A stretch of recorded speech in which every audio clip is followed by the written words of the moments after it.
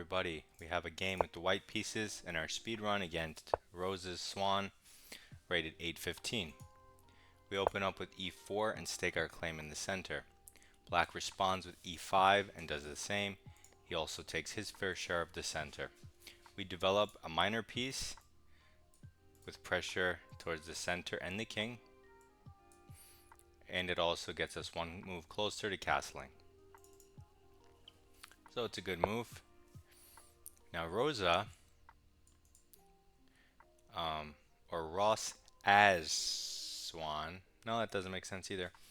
So anyway, I'm going to call them Rosa. So Rosa develops their knight and attacks our pawn.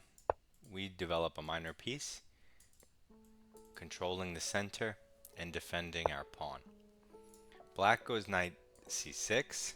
This develops a minor piece and supports the center. Good move. Now it's our turn. We're going to go d6. This move supports the center and opens up our dark square diagonal for our bishop. Black goes d5, and we've seen this in multiple of our speedrun games. Black launches the d5 pawn, which would otherwise be a good move because it opens up the bishop's diagonal, it gains space for the queen, and it fights for the center. The drawback, and the reason it's not good, is because it's simply hanging by three different, I can capture it three ways. I'm going to take with the knight. It makes the most sense, but if you took with the bishop, that's acceptable as well. I'm simply going to take with the knight so that he can't trade his knight for my bishop. It's as simple as that. And now I'm just up a central pawn, so all we have to do is make normal moves and we win the game. So black goes bishop g4. This threatens our queen. It develops a piece. Doesn't hit the center, but it's a development and a forcing move. We have to respond because our queen is hit. However, the drawback of this move is that it fails tactically. This bishop is hitting this queen. This bishop is also defended by this knight. If I can remove the knight, the bishop would be hanging. Can I remove the knight with a check? Yes. That way he doesn't get to intermezzo and take my queen.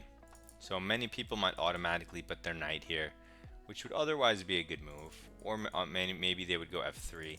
But in this specific case, you can take the knight with check.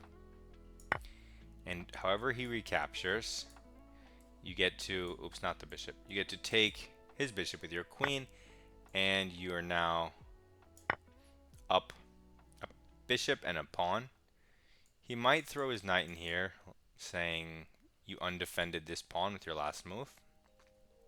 We could just go back home, as well as defend it a number of other ways. King d1, bishop b3, queen d1. They all look reasonable, but he doesn't go for that. Black develops his dark square bishop in a forcing manner with a check. It hits our king. The drawback is that it directly walks into c3, which is a counter forcing move. Right? Now he has to respond to this, and then we'll get the turn back. So if he wanted to develop his bishop, it would have made more sense to go somewhere where I couldn't attack it immediately like this. Let's say c5. Now if he goes to c5, my move c3 actually supports the d4 square and a future pawn push in the future. But either way, this is a nice move. It hits the bishop, it hits the center, and it's important because it stops his knight from jumping in, and that would definitely be the most active possibility for black. So black goes h5. This is just a one move noobish threat on the queen. Obviously, I'm not going to leave the queen there. I'm going to move it. Now his bishop's hanging, so if you could move it with check, he has to move his king. You can pick up the bishop. In this case, I don't really see any good checks, so I'll just move the queen. Fine. Where do we want to move it? You have options. You could go back home if you want to be passive. If you want to be active, you can just throw it in here. If you want to be more active, you could try to create threats. So what does that mean? What about queen g7. That threatens the rook as well as checkmate on f7. So it kind of forces him to maybe throw his rook over. We could go for that. So now we move our queen, and although it doesn't come with check, it still threatens something more important than the bishop. So it's almost like a check in the sense that he's going to have to respond, and then we get to pick up the bishop for free if we want to, if we don't have a better move. In this position, we very well might have a better move, such as checkmate. And this all happened because he launched his d-pawn up the board without calculating anything.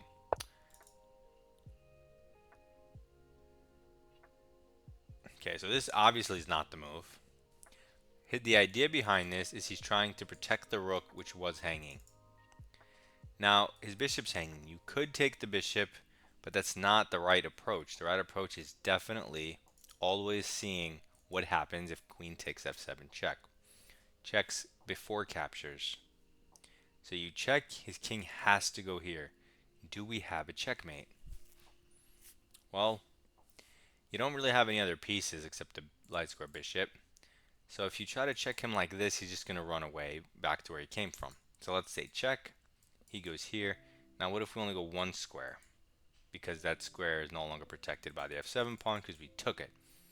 Now his king's in check. He would have to go further towards us. In that position, we do have the bishop check, but I wonder if... Yeah, you don't have queen d5 because his queen can trade. So check, king here, check, king here, bishop check.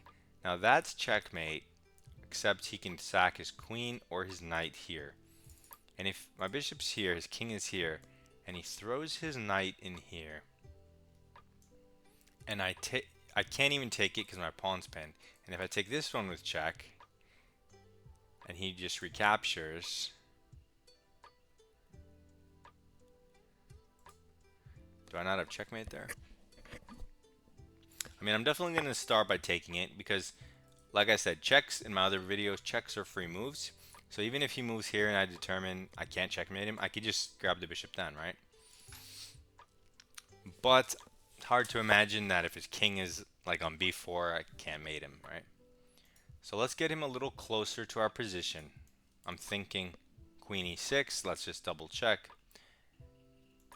That seems reasonable. Let's get the king to walk into a more ridiculous spot, because king safety is #1 priority in chess, and black does not have any safety.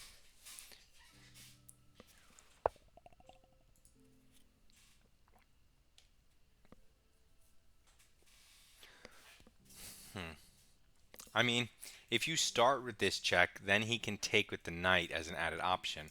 If you throw in this check, he's forced to put his knight here, right? So check, knight here.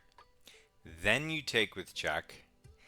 His king doesn't have any legal moves. He's forced to recapture this pawn, whether he wants to or not.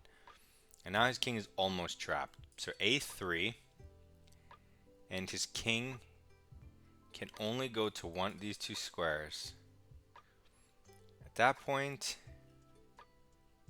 if he goes to the dark square and I bring my bishop back, and he goes down,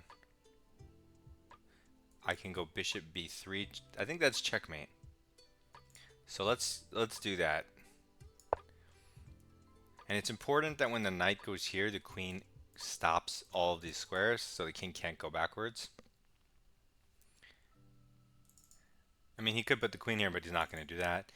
He has to go here because the king has no legal moves. So he's forced to go knight d4. Okay. And now we take this like we planned. Now we finally take the bishop after all those intermezzos. That's the way you should play. And now we double verify that we have our checkmate, right? So what did we say? We said a3, but is that even necessary? For example, what if we give this check, and if he goes here,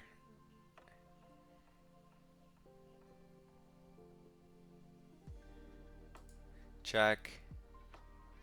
If he doesn't sack his knight, he has to go here, and then check.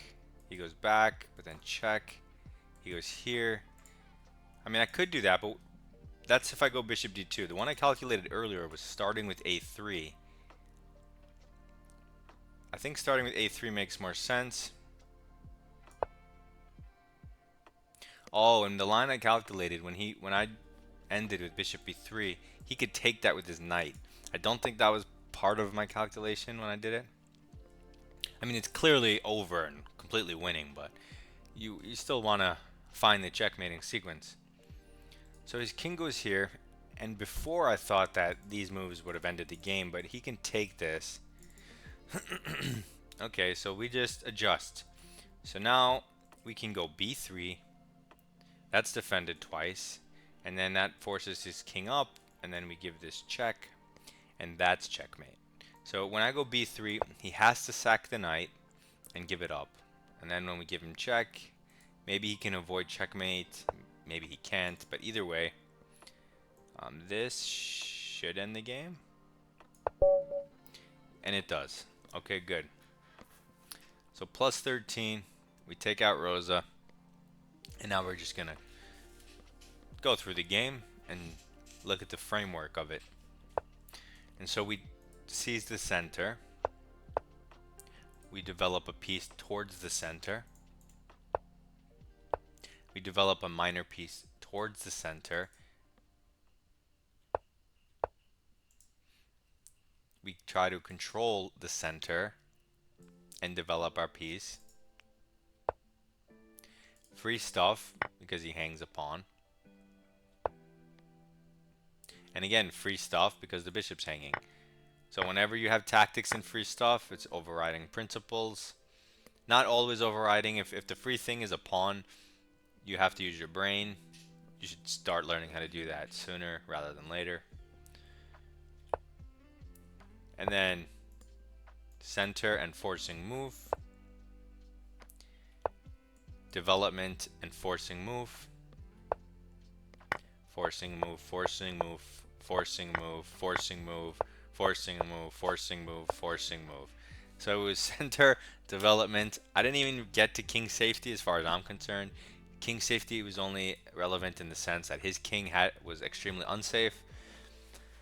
So center, development, and then just forcing moves that led to a checkmate. And that's how it goes. Nice and easy, simple. I really want you guys to try this out at the lower elos. Really, I really do. I really want you to see how it works. That would make me very happy.